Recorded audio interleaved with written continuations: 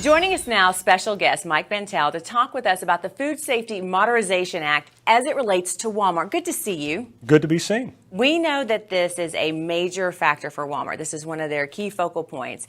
Why so much on the fresh? Well, on the fresh side, the consumer that goes into a store views the produce department as an extension of the store's brand. It's not necessarily the national brands or the CPG that you see with a brand label on it.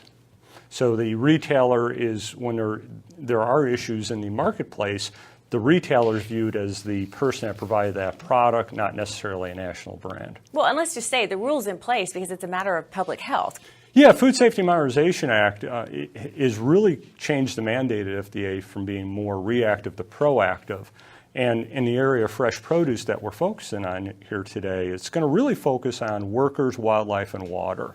And each one of those have the potential to contaminate the product since the product's grown outside. So you actually end up with a scenario where you can't eliminate everything, but these best practices within the industry and some of the regulation as far as water quality will help minimize the industry's impact on food safety of the public. And if you don't take this into account and start parlaying these rules into your everyday life, there are consequences in addition to making people sick. Absolutely, absolutely. So you have two different parallels here. You have a customer expectation, which would be like Walmart, that has a certain food safety standard they want you to follow as far as being audited. And then you have the federal government. You can meet one and not the other, and other and not one.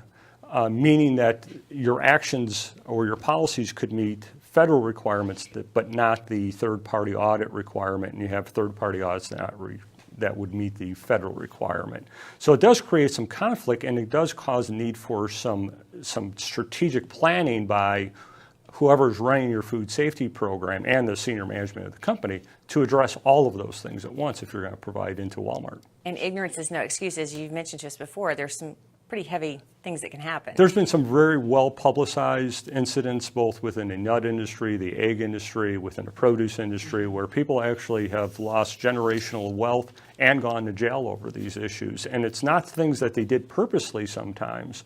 It's things that they should or could have known at the time. And as a result, what ends up happening is that they've injured people, and there's nothing, both, as I say in election year, both Republicans and Democrats eat. So it's a nonpartisan issue, and when you have food safety issues, it does create an issue for politicians to want to weigh in and cause action to take place. Where is the first place people can go for a better understanding of what they need to do?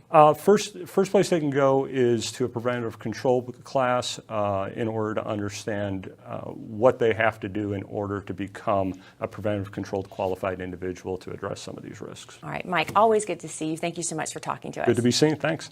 We'll be right back.